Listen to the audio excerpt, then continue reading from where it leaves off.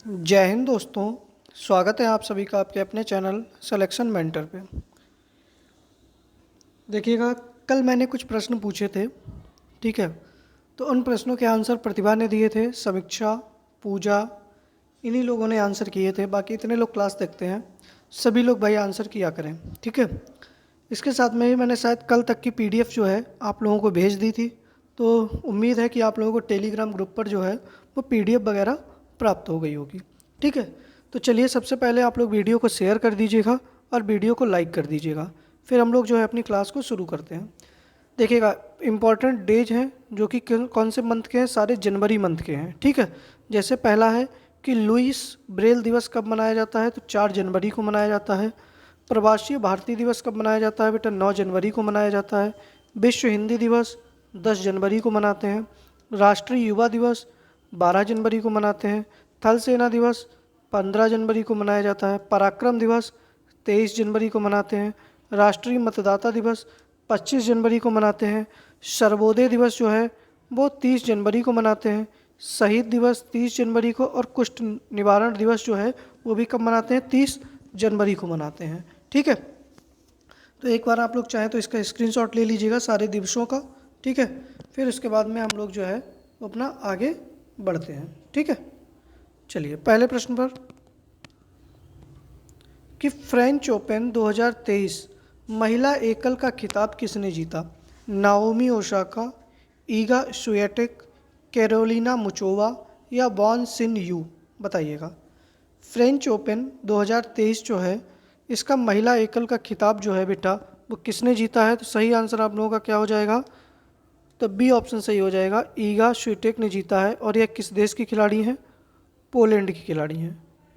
किसकी हैं? पोलैंड की खिलाड़ी हैं। और कैरोलिना मुचोवा जो हैं ये उपविजेता रही हैं, और ये चेक गणराज्य की खिलाड़ी हैं, ठीक है। किसको हराकर जीता? तो कैरोलिना मुचोवा को किसने?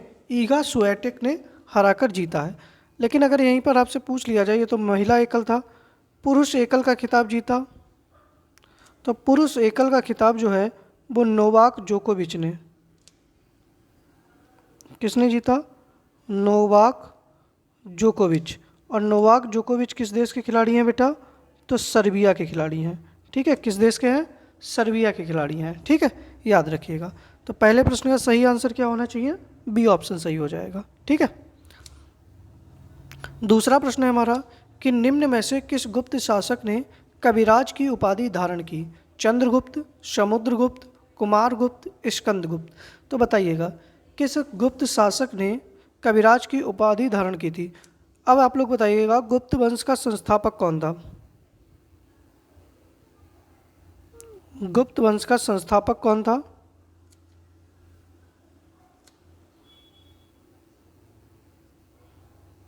संस्थापक कौन था? श्रीगुप्त था, ठीक है। और कविराज की उपाधि धारण की थी किसने? समुद्रगुप्त ने। किसने?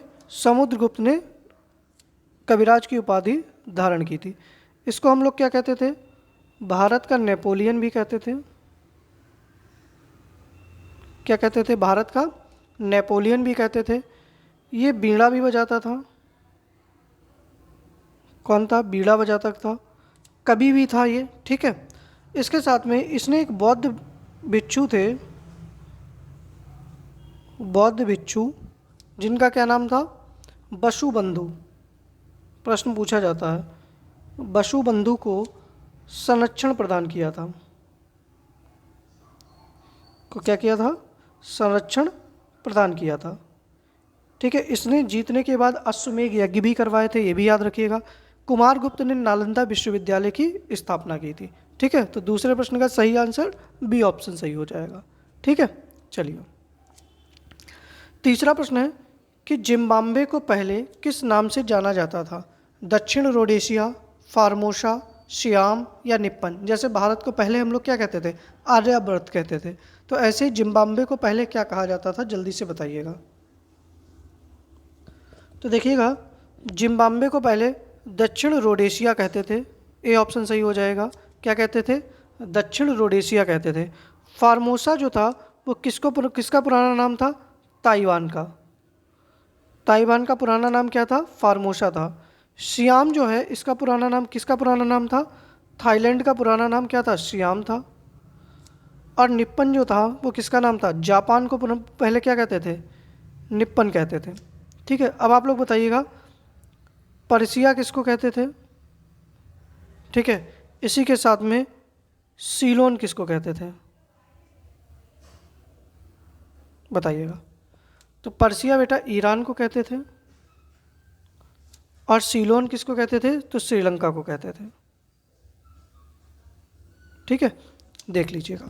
तो तीसरे प्रश्न का सही आंसर क्या हो गया बेटा? ए ऑप्शन आप लोगों का बिल्कुल सही हो जाएगा। ठीक है, चलिए आगे बढ़ते हैं अगले प्रश्न पर। चौथा प्रश्न है कि स्काई ट्रैक्स द्वारा जारी दुनिया के टॉप एयरपोर्ट्स की लिस्ट में कौन सा एयरपोर्ट जो है वो प्रथम स्थान पर रहा है? बताइएगा। Zurich airport, Heathrow airport, Indira Gandhi international airport, या सिंगापुर के चांगी एयरपोर्ट? बताइएगा। तो देखिएगा, एक संस्था है जिसका नाम है ब्रिटिश कंसल्टेंसी स्काई ट्रैक्स ने दुनिया के 100 सर्वश्रेष्ठ, ठीक है, दुनिया के 100 सर्वश्रेष्ठ एयरपोर्ट की लिस्ट जारी की है। इस लिस्ट में 2023 में, किसमें? 2023 में सिंगापुर का जो चांगी एयरपोर्ट है इसको क्या हुआ है? प्रथम स्थान मिला है। किसको प्रथम स्थान मिला है? तो सिंगापुर के चांगी एयरपोर्ट को। ठीक है, और इसको 12वीं बार जो है विश्व के सर्वश्रेष्ठ हवाई अड्डे का अवार्ड मिला है। ठीक है, अच्छा, वर्ष 2021 और 22 में जो दोहा मतलब कतर का एक हवाई अड्डा था, हमद अंतर्राष्ट्रीय हवाई अड्डा, उसने यह अवार्ड जीता था। लेकिन ठीक है, और लेकिन इस वर्ष वो क्या है? दूसरे स्थान पर है। जो इंदिरा गांधी इंटरनेशनल एयरपोर्ट है इसको आप लोग याद रखिएगा दक्षिण एशिया का सर्वश्रेष्ठ हवाई अड्डा कहाँ पर है? ये भारत में है।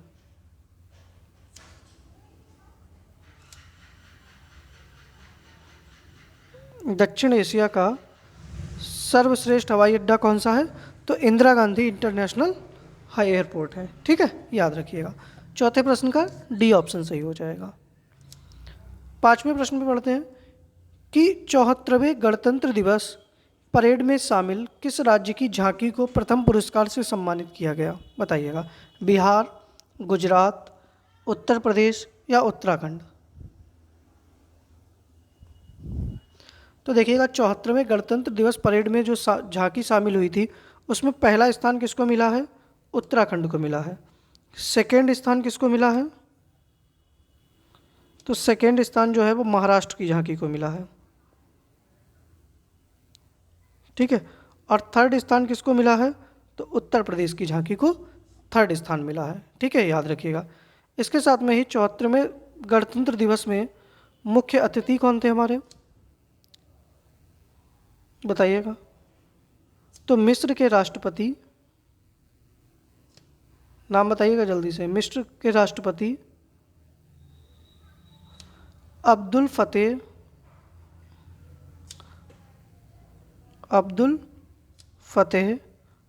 अल सीसी।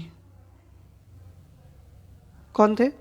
अब्दुल फतेह अल सीसी थे, याद रखिएगा आप लोग। ठीक है, तो किस झांकी को पहला स्थान मिला है? उत्तराखंड की झांकी, जो कि किस मंदिरमाला मिशन के अंतर्गत आई थी। ठीक है, दूसरा स्थान महाराष्ट्र को और तीसरा स्थान उत्तर प्रदेश की झांकी को दिया गया है। ठीक है, चलिए आगे बढ़े। छठा प्रश्न है कि महात्मा गांधी ने सर्वप्रथम किस किसान आंदोलन में भाग लिया? बताइएगा। खेड़ा सत्याग्रह, चंपारण सत्याग्रह, बारदोली सत्याग्रह, या फिर भारत छोड़ो आंदोलन में? तो देखिएगा, गांधी जी भारत कब लौटे? तो 9 जनवरी 1915 को क्या हुआ? भारत लौटे। इसीलिए हम लोग 9 जनवरी को क्या मनाते हैं? प्रवासी भारतीय दिवस मनाते हैं। और सर्वप्रथम गांधी जी ने जो है वो चंपारण सत्याग्रह में भाग लिया। किसमें? चंपारण सत्याग्रह। चंपारण सत्याग्रह कब होता है? 1917 में। फिर इसके बाद में खेड़ा सत्याग्रह गुजरात में हुआ, और चंपारण कहाँ पर है? बिहार में। ठीक है, खेड़ा सत्याग्रह 1918 में, और खेड़ा कहाँ पर था? गुजरात में। ठीक है, जो बारडोली सत्याग्रह था इसका नेतृत्व किसने किया था? तो सरदार वल्लभ भाई पटेल ने। और यह हुआ कब था? 1928 में। ठीक है, गुजरात में ही हुआ था, सूरत जिले में। और इसका नेतृत्व किसने किया था? सरदार वल्लभ भाई पटेल ने। सरदार वल्लभ भाई पटेल ने। यहीं की महिलाओं ने इनको जो है वो सरदार की उपाधि दी थी। ठीक है, भारत छोड़ो आंदोलन 9 अगस्त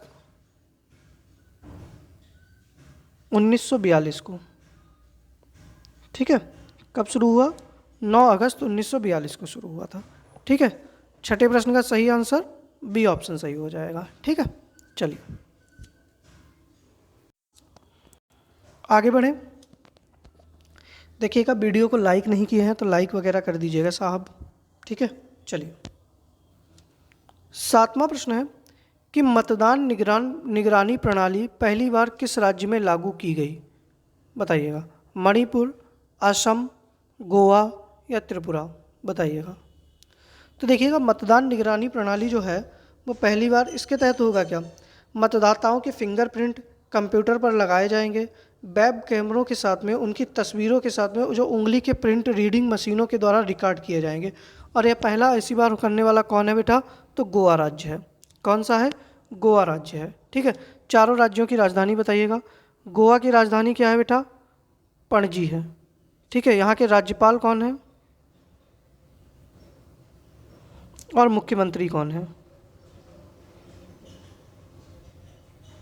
जल्दी से बताइएगा। तो राज्यपाल कौन है? तो PS श्रीधरन पिल्लई। और जो मुख्यमंत्री हैं वो प्रमोद सावंत हैं। ठीक है, याद रखिएगा। गोवा में ही एक जलप्रपात है जिसका नाम क्या है? दूध सागर जलप्रपात है।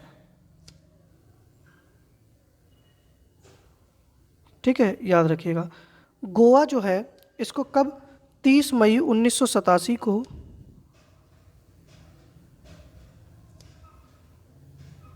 पूर्ण राज्य का दर्जा दिया गया।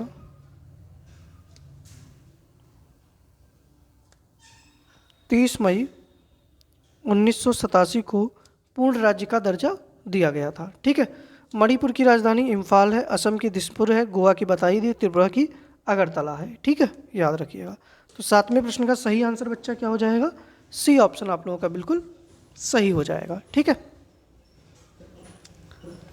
8वां प्रश्न है कि निम्नलिखित में से कौन सा राज्य बांग्लादेश के साथ अपनी सीमा नहीं बनाता है? बताइएगा। असम, नागालैंड, मेघालय, मिजोरम? तो देखिएगा, भारत सबसे ज़्यादा सीमा, भारत की सर्वाधिक सीमा किसके साथ लगती है? तो बांग्लादेश के साथ में लगती है। कितनी? 4096 किलोमीटर। ठीक है, तो कौन कौन से राज्य? 5 राज्य ऐसे हैं जो कि सीमा स्पर्श करते हैं। कौन कौन से हैं बेटा? पश्चिम बंगाल, त्रिपुरा, असम, मेघालय और मिजोरम। तो कौन सा राज्य बेटा सीमा स्पर्श नहीं करता है? नागालैंड जो है वो बांग्लादेश के साथ में अपनी सीमा को स्पर्श नहीं करता है। 5 राज्य करते हैं, पश्चिम बंगाल, त्रिपुरा, असम, मेघालय और मिजोरम। और जो त्रिपुरा है वो बांग्लादेश में 3 तरफ से घिरा हुआ है। क्या है? बांग्लादेश से 3 तरफ से घिरा है। ठीक है, 3 तरफ से घिरा है। अच्छा, नागालैंड जो है, नागालैंड की राजधानी बताइएगा जल्दी से। तो नागालैंड की राजधानी क्या है बेटा? नागालैंड की राजधानी है कोहिमा। ठीक है, चलिए आगे बढ़ें। 9वें प्रश्न पढ़ते हैं। 9वां प्रश्न है कि जीव भार का पिरामिड किस पारिस्थितिकी तंत्र में उल्टा हो जाता है? वन, तालाब, घासीय स्थल या शुष्क स्थल? बताइएगा। तो तो देखिएगा, पारिस्थितिकी तंत्र में विभिन्न स्तरों के प्रति इकाई क्षेत्र में उपस्थित जो जीवभार होता है, ठीक है, जिसके रेखा चित्र का निरूपण किया जाता है उसको जीवभार पिरामिड कहते हैं। और जीवभार पिरामिड सदैव कैसा होता है? सीधा होता है। कैसा होता है? सदैव सीधा होता है। लेकिन जो जलीय पारिस्थितिकी तंत्र होते हैं, कैसे? जलीय पारिस्थितिकी तंत्र में जो जीवभार होता है वो कैसा हो जाता है? उल्टा हो जाता है। तो जलीय वाला कौन सा है? तालाब है। जैसे तालाब हो गया, नदी हो गई, समुद्र हो गए, तो इनमें जो है वो जीवभार का पिरामिड कैसा हो जाएगा? उल्टा हो जाएगा। ठीक है, तो सही आंसर 9वें प्रश्न का क्या हो जाएगा आप लोगों का? बी ऑप्शन बेटा सही हो जाएगा। ठीक है, चलिए आगे बढ़े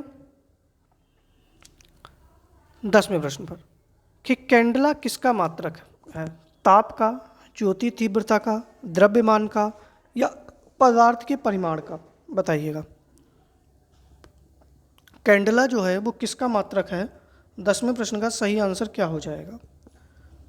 तो देखिएगा, ताप जो है, ताप का मात्रक क्या है बेटा? ताप का मात्रक है केल्विन। ठीक है, ज्योति तीव्रता किसका मात्रक है? मतलब किसके मात्रक है? कैंडला किसका मात्रक है? तो ज्योति तीव्रता का। द्रव्यमान का मात्रक क्या है? किलोग्राम है। और पदार्थ का जो परिमाण है यह किसके हम नापते हैं? तो मोल। ठीक है, चलिए आगे बढ़ें। तो 10वें प्रश्न का सही आंसर बच्चा क्या हो जाएगा आप लोगों का? बी ऑप्शन बिल्कुल सही हो जाएगा। ठीक है, चलिए बताइएगा, आगे बढ़ा जाए।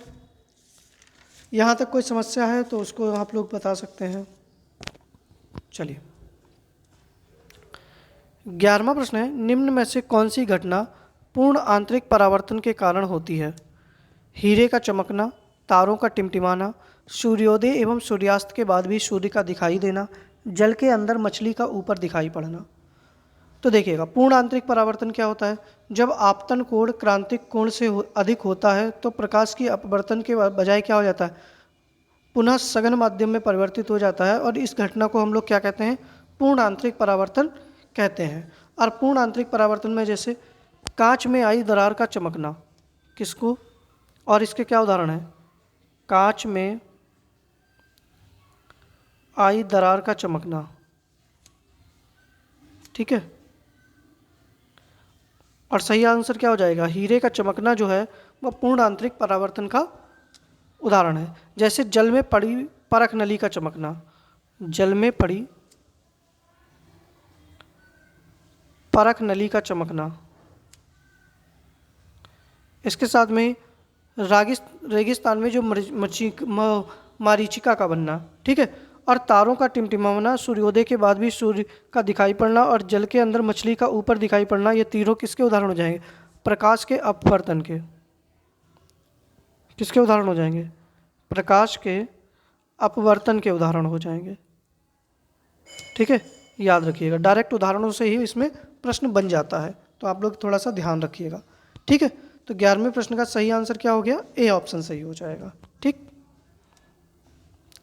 12वां प्रश्न है कि किस समिति की सिफारिश पर 73वां संविधान संशोधन किया गया? बलवंत राय मेहता समिति, अशोक मेहता समिति, पी.के. थुंगन समिति, या फिर इनमें से कोई नहीं? बताइएगा, सही आंसर आप लोगों का क्या हो जाएगा? जल्दी से बताइएगा। 73वां संविधान संशोधन जो है कब किया गया? चलो पहले देख लेते हैं, ऑप्शन चेक कर लेते हैं। बलवंत राय मेहता समिति ने क्या किया था? इसका गठन हुआ था 1957 में। कब हुआ था? 1957 में गठन हुआ था, और इन्होंने त्रिस्तरीय पंचायती राज व्यवस्था की सिफारिश की। किसकी सिफारिश की? त्रिस्तरीय पंचायती की। ठीक है, अशोक मेहता समिति का गठन कब होता है? 1977 में। ठीक है, कब होता है? 1977 में। इन्होंने द्विस्तरीय पंचायती की सिफारिश की।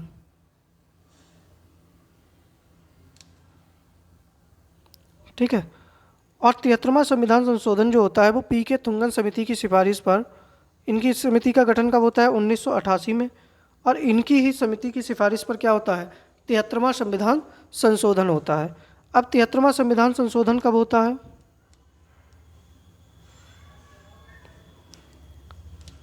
73वां संविधान संशोधन कब हुआ बेटा? 1992 में। इसके तहत क्या हुआ? संविधान में कौन सा भाग 9 जोड़ा गया? भाग 9 जोड़ा गया और अनुच्छेद 243 क्या किया गया? पंचायती राज व्यवस्था को संवैधानिक दर्जा दिया गया। ठीक है, याद रखिएगा आप लोग। चलिए 12वें प्रश्न के बाद में अगले प्रश्न पे बढ़ते हैं 13वें प्रश्न पर। 13वां प्रश्न है कि उत्तर प्रदेश में खेल के सामान के लिए कौन सा जिला प्रसिद्ध है? बरेली, सहारनपुर, वाराणसी या मेरठ? बताइएगा। उत्तर प्रदेश में जो खेल का सामान मिलता है, तो खेल के सामान के लिए उत्तर प्रदेश का कौन सा जिला जो है वो फेमस है? बरेली है, सहारनपुर है, या फिर वाराणसी है, या मेरठ है? जल्दी से बताइएगा, सही आंसर आप लोगों का क्या हो जाएगा? तो देखिएगा, बरेली जो है वो माचिस उद्योग के लिए फेमस है। किसके लिए फेमस है? माचिस के लिए। सहारनपुर जो है वो कागज उद्योग के लिए फेमस है। किसके? कागज उद्योग के लिए। और वाराणसी जो है वो लकड़ी के खिलौने। ठीक है, लकड़ी के खिलौने कहाँ बनते हैं? तो वाराणसी में बनते हैं, और वाराणसी के साथ साथ में सोनभद्र में भी बनते हैं। ठीक है, और मेरठ जो है वो किसके लिए फेमस है? तो खेल के सामान के लिए कौन फेमस है? मेरठ फेमस है। ठीक है, तो सही आंसर क्या हो जाएगा 13वें प्रश्न का? डी ऑप्शन सही हो जाएगा। हाँ, बरेली जो होता है वो बीड़ी के लिए भी फेमस है, ये भी याद रखिएगा आप लोग। ठीक है, चलिए 14वां प्रश्न है कि हरदुआगंज ताप विद्युत संयंत्र कहाँ स्थित है? अलीगढ़, कानपुर, सोनभद्र, अंबेडकर नगर? बताइएगा। हरदुआगंज ताप विद्युत संयंत्र जो है बेटा वो कहाँ पर स्थित है? अलीगढ़ में है, कानपुर में है, सोनभद्र में है, या फिर अंबेडकर नगर में है? तो देखिएगा, उत्तर प्रदेश का जो राज्य विद्युत उत्पादन निगम है उसके द्वारा जो है हरदुआगंज ताप विद्युत संयंत्र है जो है वो कहाँ? अलीगढ़ में है। कानपुर में कौन सा है? पनकी विद्युत ताप विद्युत संयंत्र है। सोनभद्र में, तो सोनभद्र में एक तो अनपरा है, ठीक है, और एक और है जिसका नाम है ओबरा। हालांकि रिहंद बांध परियोजना भी है, सिंगरौली भी है यहीं पर, जो कि एनटीपीसी के द्वारा है, चलता है। ठीक है, इसके साथ में अंबेडकर नगर में जो है वो टांडा है। टांडा ताप विद्युत संयंत्र है जो कि किसके द्वारा बनाया गया है? एनटीपीसी के द्वारा बनाया गया है। ठीक है, तो 14वें प्रश्न का सही आंसर क्या हो जाएगा? ए ऑप्शन सही हो जाएगा। ठीक है, चलिए 15वां प्रश्न है कि एक जिला एक उत्पाद योजना के तहत केला किस जिले का उत्पाद है? बलरामपुर, प्रतापगढ़, सिद्धार्थनगर या कौशाम्बी? जैसा कि आप लोगों को पता है कि उत्तर प्रदेश में एक जिला एक उत्पाद योजना के तहत 75 जिलों का कोई ना कोई एक उत्पाद है। जैसे अपने पीलीभीत जिले का क्या है? बांसुरी है। ठीक है, तो ऐसे ही प्रत्येक जिले का एक ना एक कोई स्पेशल उत्पाद है। तो केला किस जिले का उत्पाद है? बताइएगा। तो देखिएगा, केला जो है वो कौशाम्बी का है। किसका? डी ऑप्शन सही हो जाएगा, कौशाम्बी का। बलरामपुर जो है वो दालों के लिए प्रसिद्ध है। ठीक है, प्रतापगढ़ कल ही शायद बताए थे आंवला के लिए प्रसिद्ध है, और सिद्धार्थनगर जो है वो काला नमक चावल। कैसा? काला नमक चावल के लिए फेमस है। ठीक है, अगर आपसे पूछ लिया जाए मूंज उत्पादन के लिए कौन फेमस है? किसके लिए? मूंज उत्पादन के लिए। तो मूंज उत्पादन के लिए एक तो प्रयागराज फेमस है, ठीक है, दूसरा अमेठी फेमस है, और तीसरा जो है याद रखिएगा आप लोग सुल्तानपुर। ठीक है, ये 3 जिले जो हैं वो मूंज उत्पादन के लिए प्रसिद्ध हैं। गुड़ के लिए कौन फेमस है? बता दीजिएगा। तो गुड़ के लिए एक तो अयोध्या फेमस है, और दूसरा मुजफ्फरनगर। ठीक है, चलिए आगे बढ़े, बताइएगा। तो 15वें प्रश्न का डी आंसर आप लोगों का बिल्कुल सही हो जाएगा। चलिए, अभी तक अगर वीडियो को लाइक नहीं किए हैं, दूसरी चीज़ देखिएगा, आज से मैंने एक चीज़ और सोची है। किसी का बिहार पुलिस का पेपर है, ठीक है, किसी का अगर मान लिया बिहार पुलिस का पेपर है, या किसी का बिहार में जो टीचर की वैकेंसी आई है उसके लिए पेपर है, तो आज से जो है वो थोड़े से प्रश्न जो है आप लोगों के लिए, कुछ प्रश्न बिहार स्पेशल के भी स्टार्ट कर रहे हैं। तो हालांकि ऐसा नहीं है कि यूपी में नहीं पूछे जा सकते हैं, यूपी में भी पूछे जा सकते हैं। मान लिया पहला ही प्रश्न है कि गोगाबिल झील कहाँ है, तो बिहार में है। अब बस यहाँ पर है कि यहाँ पर ज़िले वगैरह जो है थोड़ा सा ज़्यादा पूछे लिया जाएगा, ठीक है, तो याद रखिएगा आप लोग। तो पहला ही प्रश्न है कि गोगाबिल झील जो कि बिहार का सबसे बड़ा नम भूमि क्षेत्र है, यह झील किस जिले में स्थित है? वैशाली में है, कटिहार में है, कैमूर में है, या फिर जमुई में है? बताइएगा। तो देखिएगा, गोगाबिल झील जो है वो बिहार का क्या है, सबसे बड़ा नम भूमि क्षेत्र है। और ये किस जिले में स्थित है बेटा? तो कटिहार जिले में स्थित है। किसमें? कटिहार जिले में। बी ऑप्शन सही हो जाएगा। वैशाली जिला जो है, वैशाली जिला में बरेला झील है। कौन सी है बेटा? वैशाली जिला में बरेला झील है। और सलीम अली पक्षी अभ्यारण्य भी है। क्या है? सलीम अली पक्षी अभ्यारण्य। जो कैमूर जिला है, तो कैमूर जिले में अनुपम झील है, ठीक है। इसके साथ में यहाँ पर कैमूर वन्यजीव अभ्यारण्य है, जो कि बिहार का सबसे बड़ा वन्यजीव अभ्यारण्य है, ठीक है। और यहीं पर जो है कैमूर में ही दुर्गावती जलप्रपात भी है। क्या है बेटा? दुर्गावती जलप्रपात भी है। जो आपका जमुई जिला है वहाँ का, बिहार का, यहाँ पर क्या है? तो जमुई जिले में जो है वो नकटी बांध पक्षी अभ्यारण्य है। क्या है बेटा? नकटी बांध पक्षी अभ्यारण्य है। बिहार वालों के लिए बढ़िया प्रश्न है, इंपॉर्टेंट है, सभी लोग ध्यान दीजिएगा, ठीक है। तो 16वें प्रश्न का सही आंसर बच्चा क्या हो गया? बी ऑप्शन आप लोगों का सही हो जाएगा। 17वां प्रश्न है, बिहार में सर्वाधिक लिंगानुपात किस जिले का है? गोपालगंज, सीवान, सारण या मुंगेर? तो देखिएगा, बिहार का लिंगानुपात वैसे है कितना? तो 918 है, ठीक है। और अगर आपसे पूछ लिया जाए बिहार का शिशु लिंगानुपात कितना है, ठीक है, बिहार का शिशु लिंगानुपात कितना है? तो 935 है, ठीक है, याद रखिएगा। अच्छा, बिहार का सर्वाधिक लिंगानुपात जो है वो गोपालगंज जिले का है। किसका है? गोपालगंज जिले का है, 1021 है। दूसरे नंबर पर कौन है? सीवान है, जिसका कितना है बेटा? सीवान का है 988। तीसरे नंबर पे है सारण जिला, जिसका है 954।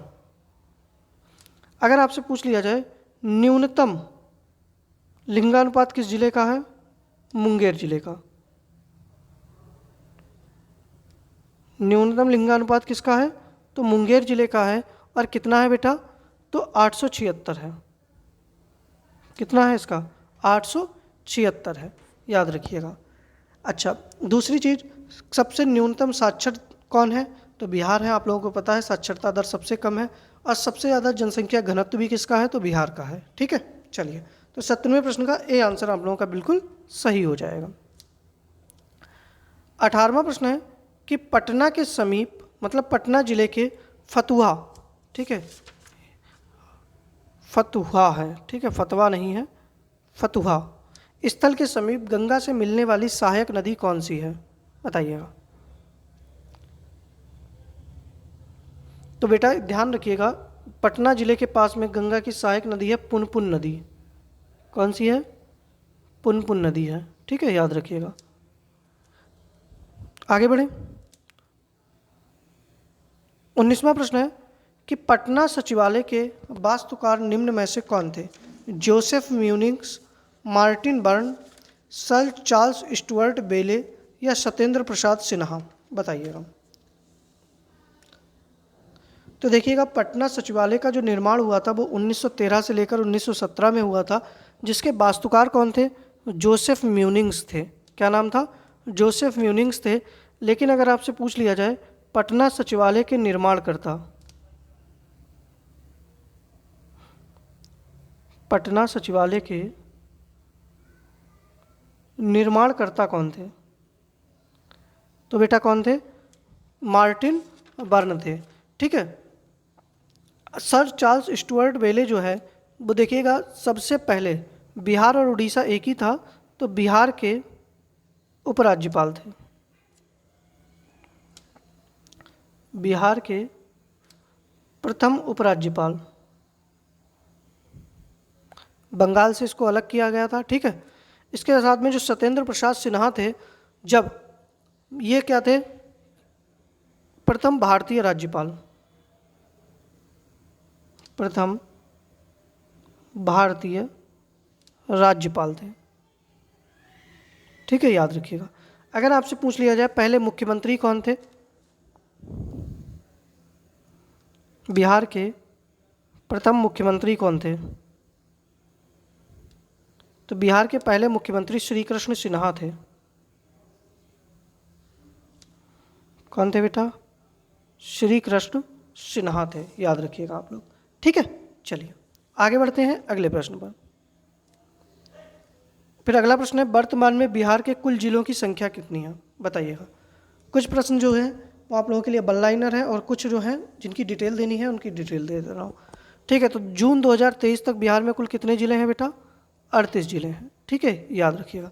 तो आज आप लोग याद रखिएगा, मैंने 5 प्रश्न जो थे आप लोगों के लिए बिहार से सम्मिलित किए थे। ठीक है, तो अब ये जो है सीरीज कंटिन्यू रहेगी अगर बिहार के लोग इसमें जुड़ते हैं तब। अगर नहीं जुड़ेंगे तो फिर जो है हम अपने इनमें प्रश्नों की संख्या जो है वो अन्य प्रश्नों की बढ़ा लेंगे, उत्तर प्रदेश की, या हम लोग अपना अन्य जीएस जो है उसको बढ़ा लेंगे। ठीक है। अब मैंने कल जो प्रश्न पूछे थे उनके आंसर मैंने बताया था कि किसने किसने दिए थे। पूजा, समीक्षा और प्रतिभा ने दिए थे। आज के प्रश्न है हमारे, पहले आप लोग स्क्रीनशॉट ले लीजिएगा फिर आंसर करिएगा। किस संविधान संशोधन के तहत लोकसभा तथा विधानसभा में मंत्रिपरिषद की सदस्य संख्या कुल सदस्यों की 15% से अधिक नहीं हो सकती और मेजा बांध उत्तर प्रदेश के किस जिले में स्थित है? ठीक है, दोनों प्रश्नों के आंसर आप लोगों को करने हैं। बाकी अगर आप लोगों को वीडियो पसंद आई है तो वीडियो को लाइक कर दीजिएगा, चैनल को सब्सक्राइब कर दीजिएगा और शेयर भी कर दीजिएगा।